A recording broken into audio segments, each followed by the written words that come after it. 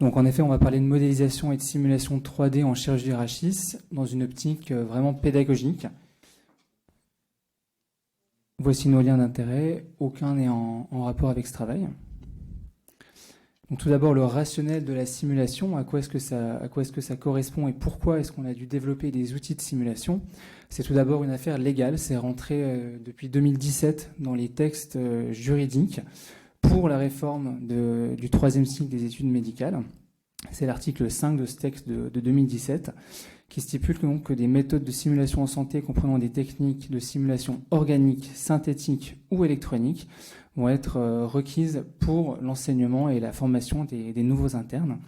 Tout ça donc dans une optique de jamais la première fois sur le patient, à viser bien évidemment éthique, mais également donc pour éviter des catastrophes. À la fois donc pour le patient, pour la formation des internes, mais également donc pour la gestion du stress de l'étudiant, le stress de l'interne qui rentre une première fois au bloc opératoire et à qui on va demander de faire des gestes. Alors ça, c'est pas que les internes de chirurgie du rachis, hein, c'est tous les internes qui sont amenés à faire des gestes ou des premières fois un peu stressantes. Ça a été très bien étudié dans la littérature avec de nombreuses corrélations entre stress et simulation, apprentissage, répétition. Et donc ça a été prouvé donc, que la simulation fait non seulement donc, diminuer le stress lors des premières fois, mais facilite également donc, l'apprentissage par la répétition en pédagogie. Il y a un véritable impact donc, sur les capacités cognitives des étudiants et leur fonction donc, à apprendre.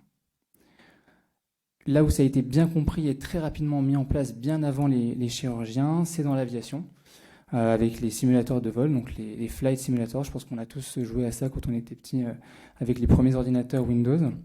C'est des simulateurs qui étaient à l'époque beaucoup plus faciles à implémenter qu'en chirurgie du rachis. Il s'agissait surtout en fait de prise de décision. On avait donc des instruments qui nous donnaient les données de vol et qui nous demandaient de réagir assez rapidement. Il y avait moins de gestuels techniques à avoir. C'était un simple joystick qu'on pouvait utiliser donc pour piloter l'avion. Et les simulateurs n'avaient pas besoin d'être de très haute fidélité. On avait simplement un petit paysage un peu pixelisé, mais on pouvait quand même apprendre à piloter un avion, à tel point que c'est devenu quelque chose, encore une fois, d'obligatoire pour les pilotes de faire des heures de vol sur un simulateur avant de rentrer dans un vrai cockpit et de faire voler un avion avec des passagers à l'intérieur. Et donc, c'est développer le contexte d'un environnement libre de stress, ce que les anglo-saxons appellent un stress-free environment, où l'utilisateur, l'apprenant, va pouvoir en fait se tromper, va même être encouragé à faire des erreurs, à faire des choses qu'il ne devrait pas faire dans la vraie vie pour voir les conséquences, se déstresser, apprendre à les gérer et donc ne pas les reproduire au bloc opératoire ou dans un avion. Le public visé par la simulation, donc il est assez varié. Évidemment, en chirurgie, donc les jeunes chirurgiens, les internes ou les jeunes chefs de clinique, avant de se lancer dans une procédure qu'ils n'ont jamais réalisée, avant de se lancer au bloc opératoire seul sur des opérations un peu demandeuses. Également les chirurgiens plus expérimentés, donc pour des nouvelles techniques. Et on a maintenant une flambée de l'endoscopie avec le développement assez important de nouveaux simulateurs donc pour les techniques endoscopiques, mais également dans une optique de formation continue, un peu comme les pilotes. J'avais mis cet article que je trouvais assez intéressant. Donc de formation continue pour continuer à se former sur des opérations qu'on fait de manière rare, avec une occurrence plus faible, ou simplement qu'on n'a pas fait depuis longtemps. Une autre notion clé dans la simulation, c'est ce que les anglo-saxons appellent la gamification, la ludification, c'est un néo-anglicisme, le fait de rendre une tâche ludique, ce qui va augmenter donc la motivation de l'interne, de l'utilisateur à jouer en fait, à entrer comme dans un jeu vidéo, augmenter son plaisir également à apprendre. Ça aussi, ça a été très très bien montré dans la littérature et étudié, qu'il y avait encore une fois une ouverture cognitive lorsque les internes allaient pouvoir avoir un système de récompense ou un système ludique qui vont se développer par plusieurs biais et qui a donné donc la notion de jeu sérieux, de serious games, qui est de plus en plus utilisée alors à des niveaux divers partout en médecine, mais où donc l'interne va pouvoir avoir encore une fois comme un jeu vidéo avec des récompenses qui vont l'accompagner tout au long du jeu et en même temps apprendre à faire des choses extrêmement sérieuses, que ce soit une procédure infirmière ou une procédure chirurgicale. J'avais des amis, par exemple, qui adoraient les jeux vidéo quand on était un peu plus jeune et qui me disaient « je suis à niveau 100 en alchimie, c'est un jeu vidéo médiéval fantastique. Tu peux me demander, je connais toutes les plantes de ce monde. » C'était juste dommage que ce ne soit pas des vraies plantes, quoi. Il aurait pu apprendre quelque chose de vraiment intéressant et tout ça, c'était perdu en fait dans un jeu purement ludique. Et donc le but du Serious Game, c'est de transférer cette motivation, transférer ces talents à l'apprentissage, cette envie d'apprendre et de pratiquer au bloc opératoire. Donc la simulation se répartit en 3 grandes familles. Il y a la simulation théorique, donc ça c'est plus pour apprendre des concepts un peu fondamentaux d'anatomie, de physiologie, des choses qui ne vont pas demander forcément des simulateurs très poussés. Et on est vraiment, encore une fois, là plus dans quelque chose de travail de bibliothèque chez soi pour comprendre un système un peu académique ou théorique. Ensuite, on a la partie Steps Learning, donc on va apprendre les étapes d'une procédure, donc en chirurgie, les étapes de la chirurgie, de l'entrée du malade au bloc opératoire avec l'installation, comment est-ce qu'on place l'ampli, etc. Comment est-ce qu'on organise une table, même pour un e-bod par exemple. Et ensuite, donc, toutes les étapes qu'on apprenait classiquement dans les livres. Et ensuite, on a l'apprentissage des gestes fins, le gesture learning, qui là va demander donc un peu plus de finesse au niveau des outils du simulateur, pour justement donc apprendre à l'interne à se servir vraiment de ses mains et à faire des gestes, encore une fois, en fonction des outils qu'on va avoir à disposition, mais de plus en plus fins. Donc la simulation, c'est vraiment un continuum de complexité technologique avec une bonne corrélation historique de ce qui a été donné en fait dans l'histoire de la chirurgie. Donc initialement des os secs, surtout pour apprendre donc l'anatomie des os, l'anatomie des organes, les principes de base de la physiologie. Puis avec l'apparition des écrans, donc d'abord l'ordinateur, mais surtout des écrans tactiles, iPhone, iPad, les smartphones, l'apparition de simulateurs assez simples pour le steps learning, apprendre une procédure chirurgicale sur son iPhone, puis le casque de réalité virtuelle qui commençait à introduire une immersion beaucoup plus importante, auquel on a implémenté des outils avec des retours haptiques, des outils plus fins et plus précis, on va le voir par la suite, qui ont permis donc de permettre l'apprentissage du gesture learning, donc des gestes très fins. Et encore une fois, tout ça ne va jamais remplacer un vrai bloc opératoire, ne va jamais remplacer une dissection sur cadavre. Ça, je pense personnellement qu'on n'y arrivera jamais. Mais il prépare l'interne à apprécier à sa juste valeur un bloc opératoire, à comprendre ce qu'il va faire, à arriver prêt et à pouvoir donc profiter pleinement d'une dissection ou d'un bloc. Et encore une fois, donc nothing like tissues, il n'y a rien qui va remplacer le gold standard qu'est la dissection et le bloc. Un peu à part, l'impression 3D, qui est en train de se démocratiser de plus en plus, qui devient abordable maintenant. On peut avoir des imprimantes 3D pour moins de 2000 €, qui est à la frontière donc, entre la simulation pédagogique et une vraie planification préopératoire. Et là, j'ai mis une illustration donc, de Laurent Zinke dans son bureau, qui est connu donc, pour imprimer ses scolioses quelques semaines avant la chirurgie. Et on dit qu'il passe la nuit avant le bloc à tourner autour de sa colonne vertébrale qui va opérer le lendemain. Et on voit derrière toutes les scolioses qui s'entassent devant la fenêtre. Donc, on a défini le simulateur. Il y a une offre bien présente aujourd'hui quand on fait une revue de la littérature, une revue du web. Tout d'abord, donc, comme on disait, les applications d'anatomie qui sont là pléthoriques sur le web, qui permettent de tourner autour d'un sujet, de pouvoir justement donc, disséquer plan par plan les différentes couches de tissu, de les animer. On va rester dans quelque chose de sain, généralement. On n'est pas dans du pathologique. C'est vraiment pour comprendre l'anatomie, la physiologie du modèle humain. Et donc ça, encore une fois, qui a été démocratisé avec l'apparition de l'iPhone. Maintenant, je pense que tout le monde a une application d'anatomie sur son téléphone portable, qui est vraiment un des premiers stades de simulation, qui permet même parfois de planifier une vraie chirurgie, mais qui reste, encore une fois, relativement sommaire dès qu'on veut parler vraiment chirurgie plus complexe. Ça, donc, on reste toujours maintenant dans le domaine des écrans. C'est un des premiers, et c'est encore aujourd'hui le leader de la simulation sur smartphone, qui s'appelle Touch Surgery, qui était une application en fait qui a été créée par un Libanais, revendu ensuite à Medtronic, et qui propose un grand catalogue, plus d'une centaine de chirurgies, de procédures chirurgicales, où on va apprendre en fait une chirurgie étape par étape, mais sans pouvoir directement intégrer le modèle, sans pouvoir interagir avec lui. On ne peut pas tourner autour, on est quand même très restreint dans nos libertés. C'est un peu comme une vidéo en 3D, coupée, étape par étape, encore une fois, mais qui rend vraiment service. Voilà, ça aussi, j'ai beaucoup de collègues qui l'ont et moi, je m'en suis beaucoup servi. Ça a été extrêmement étudié dans la littérature, beaucoup d'articles publiés qui ont montré qu'en effet, il y avait un intérêt, non seulement donc, sur l'apprentissage, mais après aussi sur une pratique réelle, alors soit sur des os secs, soit sur des cadavres, et qu'il y avait donc vraiment un impact. On commence maintenant donc, à arriver à l'ère de la réalité virtuelle. Ça, c'est une entreprise britannique, Fundamental Surgery, qui est dédiée uniquement donc, à la pédagogie, à la simulation. Eux, ils vendent pas des implants, ils vendent vraiment des simulateurs. Et où on commence donc, à avoir justement, donc là, comme on voit le monsieur là, qui utilise son simulateur, l'apparition de stylets, donc d'outils avec un retour haptique qui vont permettre au chirurgien à l'interne d'interagir avec le monde 3D dans lequel il va être téléporté. Donc il a ici, c'est une simulation de visée pédiculaire. Il a son casque de réalité virtuelle, il est complètement dans son monde virtuel. Et il va pouvoir, avec ces outils, donc non seulement travailler différentes instrumentations, mais surtout sentir. Là, on voit vraiment, il va palper par exemple les reliefs osseux. Pour ceux qui ont déjà essayé, c'est assez bluffant. On a vraiment en fait tous les reliefs.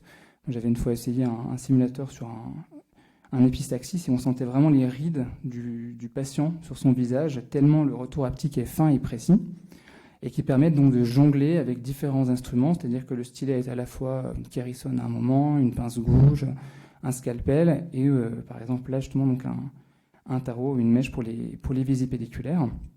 Et il a donc à disposition des instruments qu'on aurait au bloc opératoire, un amplificateur, la radio, et avec également donc un tutoriel, un guide qui va lui permettre en fait de savoir ce qu'il faut faire. Et après il y a plusieurs modes.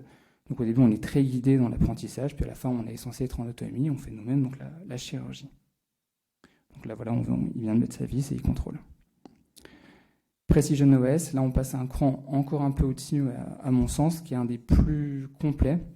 Donc ça c'est une boîte canadienne. On n'a que des manettes, il n'y a pas d'outils haptiques en plus, mais ils ont été un tout petit peu plus loin dans la liberté dans ce monde tridimensionnel, c'est-à-dire que cette fois-ci on est vraiment libre de faire des erreurs. On peut se tromper, encore une fois on est encouragé à le faire, on va le voir à la fin, donc on peut sortir le modèle anatomique du patient pour mieux comprendre. Là c'est un exemple de traumatologie où on sort carrément donc le bassin pour voir où est-ce qu'on met le clou. Alors, malheureusement, la vidéo bug un peu, mais on voit la fracture, ce qu'on ne pourra jamais voir dans un bloc opératoire. Et là, c'est très intéressant. Par exemple, une fausse coupe pour une prothèse humérale, où le logiciel nous dit, voilà, vous êtes trompé. Et ils ont implémenté, en plus de ça, donc un mode multijoueur, inspiré du jeu vidéo, où plusieurs professionnels ou même internes peuvent se retrouver au bloc opératoire, et parfois même, pas forcément dans la même pièce, à plusieurs milliers de kilomètres de distance. Donc on peut avoir un chirurgien allemand qui va former un chirurgien californien à faire telle ou telle technique. Ils se parlent avec des micros et ils peuvent interagir. Et pareil, ça c'est quelque chose que je ne sais pas si vous l'avez déjà expérimenté, mais il y a des centres de jeux vidéo à Paris. On peut aller faire des jeux vidéo entre amis et où on se voit vraiment. Donc on est dans des salles différentes, mais on se retrouve dans le même univers. Et on doit, il y a des défis, des choses comme ça. On revient en France, Virtual Research, c'est une boîte française que certains connaissent et était déjà venu plusieurs fois à la SFCR, où eux, ils ont vraiment mis l'accent sur le travail de l'outil physique. C'est-à-dire que donc ils ont, pareil que les autres, ils recréent un bloc opératoire, des outils, une procédure. Alors là, c'était une XLIF mini-invasive. Et ils vont connecter sur le fameux stylet initialement utilisé des Jamshidi, des Kerrison, qui sont donc interchangeables et qui vont augmenter le réalisme du joueur, parce que cette fois-ci, on n'a pas simplement un stylet comme pince, on a une vraie pince, et qui va également pouvoir mesurer donc, la force avec laquelle on va travailler, etc. Donc ça demande beaucoup plus de matériel, c'est plus encombrant, il y a des boîtes à ramener. Ils ont également des systèmes de capteurs et de caméras qui vont filmer en fait le joueur pour pouvoir enregistrer des statistiques. Donc voilà, quelque chose qui prend un peu plus de place, mais encore une fois pour pousser le réalisme plus loin et donc l'immersion plus loin. On a vu donc ces entreprises qui étaient des vendeuses de pédagogie, des vendeuses de simulateurs. Et là maintenant, il y a également les grands industriels, Medtronic, Stryker, etc., qui vont vendre des implants et qui vont avoir un intérêt à former les gens à leurs implants en utilisant donc des sous-traitants. Par exemple, la Univers Studio, c'est une boîte lyonnaise qui a été utilisée donc comme un sous-traitant pour un simulateur extrêmement bien réussi du SpineJack. Donc ça, c'est, je ne sais pas s'ils l'ont pris aujourd'hui, mais sur le stand de Stryker, on peut le tester. C'est bluffant, de réalisme. Donc on retrouve l'ancillaire du SpineJack qui est devant nous. SpineJack, encore une fois, affirmé avec la marque Stryker, etc. Et on a donc, encore une fois, tout le mode pour pouvoir poser un SpineJack en toute sécurité, encore une fois, en pouvant se tromper, etc. Les deux amplis, comme on l'aurait au bloc opératoire. Et là, pareil, il y a un mode complètement, là où on voit avec les petites flèches qui nous montrent ce qu'il faut faire, etc., où l'interne apprend à mettre le SpineJack. Et après, il y a un mode où on doit complètement se débrouiller et on peut se tromper. Alors, le système va nous dire non, vous ne pouvez pas utiliser cet instrument-là dans cet instrument-là, vous avez oublié de mettre le 3/4, des choses comme ça. Donc on peut se tromper, sauter les étapes, mais ça ne fonctionnera pas au final. Et donc on va voir à la fin, donc là voilà, il met les 2 spine jacks qui sont des vrais spine jacks modélisés, vu que c'était pour une vente d'implant. Et on va le voir à la fin, donc qui va s'expandre dans le corps vertébral. Et donc encore une fois, ici, un utilisateur qui n'aurait jamais mis de spine jack de sa vie, même un chirurgien aguerri et avancé, il va pouvoir bénéficier d'un simulateur comme ça. Voilà le petit plateau qui se relève. On a parlé de gamification, certaines, donc là c'était des univers stériles du bloc opératoire, un peu froid comme on l'a dans la vie de tous les jours. Certains ont pris le contre-pied inverse total, donc de dire on va faire un jeu vidéo chirurgical avec des décors un peu fantasy. Donc là j'ai pas trop compris si on était dans un os ou dans un vaisseau spatial, mais voilà, un univers un peu exotique, où on se croirait dans un film de science-fiction et on va mettre des implants en apesanteur, etc. Pareil, ça ne va pas changer la chirurgie en elle-même, ça reste les mêmes gestes, les mêmes outils, les mêmes implants, mais ça peut augmenter en fait l'intérêt, on va dire, la volonté d'aller s'entraîner le soir en rentrant des cours à une procédure. Voilà, prends plein d'autres. Encore une fois, ils sont 2 en multijoueur, donc ils sont à 1500 km de distance. C'est l'instructeur qui en apprend donc à un interne. Et voilà, un décor de jeux vidéo de science-fiction, avec des éléments, encore une fois, qu'on peut sortir, etc.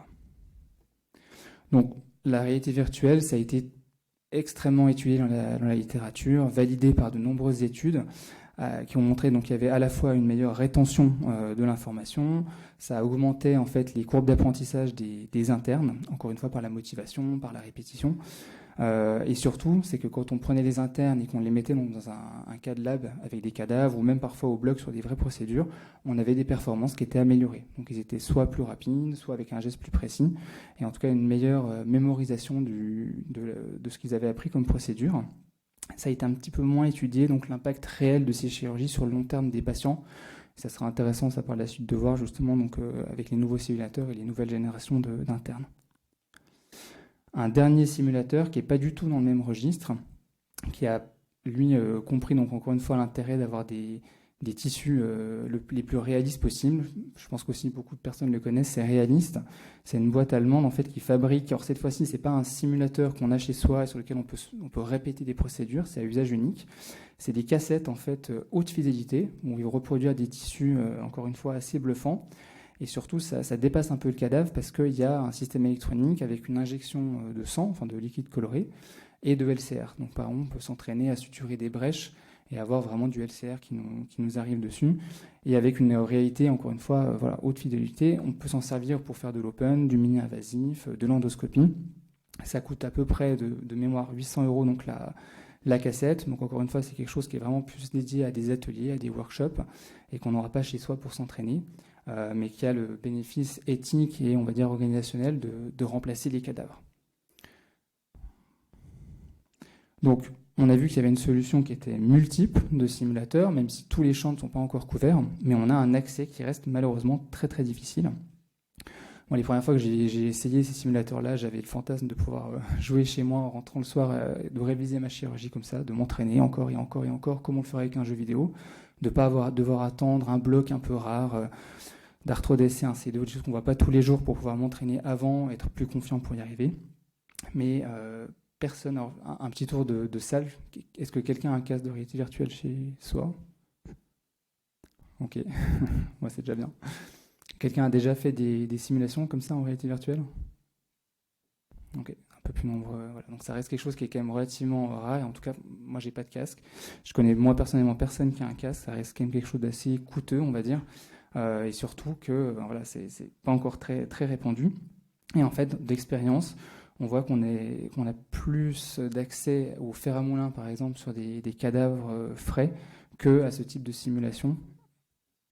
Alors, évidemment, il y a un problème financier qui se pose, d'accord? Donc, toutes ces applications-là, tous ces simulateurs sont payants, ce qui se comprend, hein, parce que ça coûte quand même beaucoup d'argent à développer. Ça mobilise énormément de ressources humaines. Il y a des mois et des mois pour un seul simulateur.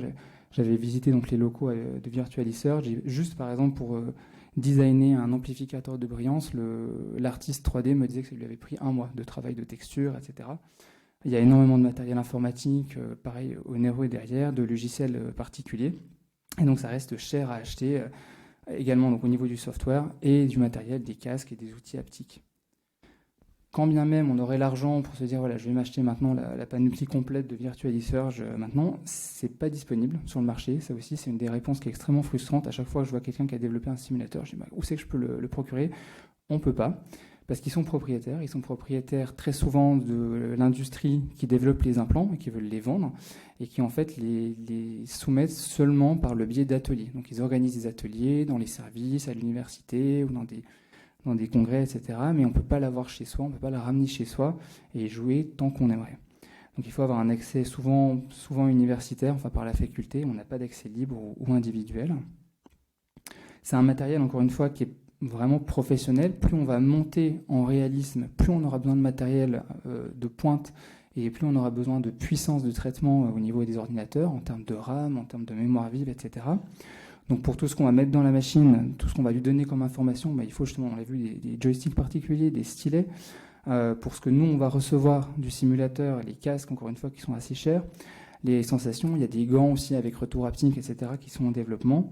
Et puis on l'a vu, donc des trackers, des caméras avec des capteurs, en fait, pour voir le sujet travailler dans l'espace et enregistrer les gestes de l'opérateur. Donc tout ça, ça prend de la place, ça prend du temps et ça consomme des ressources humaines. Et donc il faut des locaux et en fait du personnel dédié, donc ce qui perd l'intérêt d'une simulation chez soi. Et donc au final, en fait, l'interne qui voulait se former entre aller au fer à moulin ou aller revoir simplement donc, des collègues opérer, etc., ou faire ce type de simulation, il n'y a pas un vrai intérêt aujourd'hui à faire, en tout cas à demander à faire des simulations en réalité virtuelle. Il n'y a pas de centre de simulation dans les grandes villes ou autres où on pourrait aller se former à la demande. Et toutes les procédures ne sont pas couvertes. Un dernier problème éthique qui se pose, donc il y a un problème de toutes ces données en fait, qui sont générées par le simulateur, parce que nous on joue, on ne s'en rend pas vraiment compte, mais le simulateur enregistre tout ce qu'on fait. Donc il va enregistrer le nombre de vis qu'on met à côté, le nombre de gestes inutiles qu'on a fait, le temps de la procédure, parfois même le saignement, etc. Et souvent, donc, les boîtes qui vendent les simulateurs vendent en même temps des logiciels d'analyse qui analysent nos données, analysent nos statistiques et nous permettent de suivre nos performances. Et à un moment, il y avait donc un grand doute, on va dire un peu une angoisse sur où étaient stockées ces données et qu'allaient devenir ces données. On peut imaginer que des cliniques, par exemple, veulent récupérer ces données pour savoir la valeur chirurgicale d'un chirurgien, quel va être le chirurgien le plus rapide, qui aura le moins de complications péropératoires, etc. Ou même, par exemple, vis-à-vis des chefs de service ou des collèges, d'avoir les meilleurs internes, par exemple, comme chef de clinique en post-internat. On est encore un peu dans le domaine là, du fantasme, mais c'est quand même des questions éthiques qui se posent. Quelle perspective d'avenir donc pour ces simulateurs? Le premier scénario, c'est que ça devienne de plus en plus abordable avec la démocratisation des moyens technologiques et qu'on ait un industriel, un peu comme Precision OS, Fundamental Surgery, qui sorte un panel de procédures qui couvrirait par exemple l'ensemble de la chirurgie du rachis. Et les internes vont payer leurs droits d'inscription, payent leur casque comme on payait à l'époque des livres d'anatomie. Voilà, c'est une grosse somme qu'on dépense une fois, mais après on a accès à tous les jeux vidéo pour pouvoir s'entraîner. Le deuxième scénario, et que moi j'appellerais vraiment de mes voeux, c'est que ce soit repris, en fait, réapproprié par les sociétés savantes, la Sofcode, la SFCR, en fait, que les enseignants et les pédagogues reprennent la main sur ce domaine de la simulation qui, par faute de moyens, est un peu fuit, on va dire, vers l'industrie. Une coordination avec les universités, et donc en fait, l'interne, en début d'internat, recevrait un casque de réalité virtuelle, voilà, 400 €, ça va durer 6 ans, et après, que le collège, avec les industries, développe les procédures. Les industriels auraient un intérêt à placer leurs produits pour chaque simulateur. On recevrait de l'argent par là, et donc les internes auraient accès à la formation. Et donc le troisième scénario, c'est le scénario de l'open source, que j'essaie un peu d'explorer dans le cadre de ma thèse de sciences en pédagogie, qui est donc une démocratisation de la simulation 3D, avec des nouveaux moyens, intermédiaire entre l'écran simple et la réalité virtuelle, qu'on appelle la simulation sur écran, la screen-based simulation, qui est assez peu explorée dans la littérature. On est directement passé à la réalité virtuelle.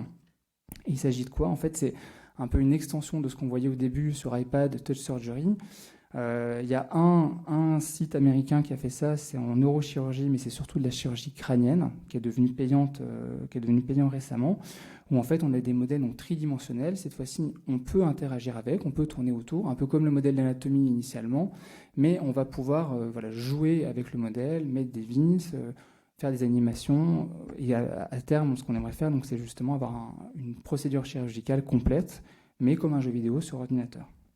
Donc ça, c'était le cahier des charges de ma thèse de sciences, c'était de faire donc des simulateurs en ligne, gratuits, open source, multiplateformes, donc directement accessibles sur ordinateur ou smartphone, et sans matériel particulier, quoi. On a un ordinateur, on a un iPhone, une tablette, on peut y jouer. Évidemment, ça a des limites techniques, on ne peut pas rivaliser avec une réalité virtuelle de pointe, mais c'est suffisant pour apprendre les étapes d'une chirurgie, et même pour avoir une idée, on va dire, de certains gestes à faire au bloc opératoire. Et donc la thèse de science cherche à explorer ce type de validité, ce type de simulateur. Donc c'était rappel, hein, on peut passer vite. Ça, c'était le simulateur qu'on avait présenté l'année passée sur les visées pédiculaires, où ça fait un peu années 90, on avait une boîte qui représentait les muscles, une petite colonne lombaire, et on s'amusait à mettre des vis. C'était plus une preuve de concept pour montrer que ça marche et qu'on pouvait le faire gratuitement avec un logiciel libre. On l'avait validé avec des externes, hein, c'était pas des internes. Et après, ils avaient dû mettre donc des vis sur sec. On avait vu qu'en effet, ils les mettaient mieux, ils les mettaient un peu plus rapidement, et surtout, ils comprenaient beaucoup mieux ce qu'ils faisaient, quoi. Ils avaient acquis un peu la spatialisation de la colonne. Ça, je l'ai présenté hier, donc je vais passer aussi un peu plus rapidement. C'est un modèle sur les fractures du rachis qu'on est en train de valider maintenant avec les jeunes internes, où on a donc modélisé, là, on est dans la première partie des simulateurs, donc de l'anatomie, de la physiopathologie. On modélise une colonne lombaire et on va pouvoir jouer les différentes fractures, tourner autour des disques, retirer les structures. Et donc, encore une fois, c'est quelque chose, juste une aide à la réflexion et à l'apprentissage pour les classifications, ici, donc des fractures du rachis lombaire et thoracique.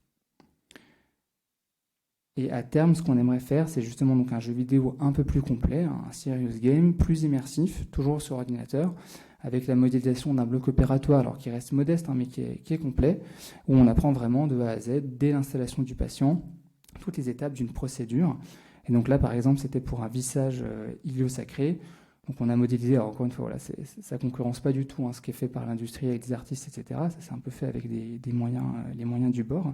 Mais on a donc un bloc opératoire, un patient qui est simulé là, un amplificateur de brillance qu'on peut donc faire tourner dans les trois plans qui nous intéressent pour un bassin.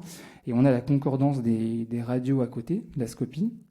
Vous avez vu, on a un petit moteur qu'on peut donc bouger dans les trois dimensions de l'espace avec une mèche. Et quand on le met, donc voilà, c'est encore une fois un peu une preuve de concept. Quand on le met au bon endroit, on va pouvoir, on vérifie donc la vis. Et après, on fait disparaître donc l'enveloppe corporelle du patient pour pouvoir voir donc où est notre vis. Et après, voilà, dans l'idée, ce serait de pouvoir se balader dans le bloc, de faire encore une fois toute la procédure de A à Z. Dans le futur souhaité, on va dire, ce serait de faire une réalité virtuelle low cost avec ce type d'appareil. Ça coûte moins de 20 €. On met l'iPhone dedans et on pourrait justement donc faire ce type de simulation en réalité virtuelle sans devoir payer un casque à 400 €. Donc là, ça deviendrait vraiment, vraiment abordable. Donc, en conclusion, la simulation, ça devient un outil, à mon sens, aujourd'hui incontournable en pédagogie, qui permet encore une fois de faire un environnement donc propice à l'apprentissage, où l'interne peut se tromper, doit apprendre de ses erreurs. Tout le principe de la gamification pour la motivation, la répétition donc, est évidemment favorable à la pédagogie. C'est un vrai marché émergent. Je pense qu'on va voir encore de plus en plus d'industries aujourd'hui se former et proposer des simulateurs. Et il faut absolument que les sociétés savantes des enseignants et des pédagogues gardent quand même une mainmise là-dessus pour justement pouvoir inscrire la simulation dans le monde académique. Voilà, merci beaucoup.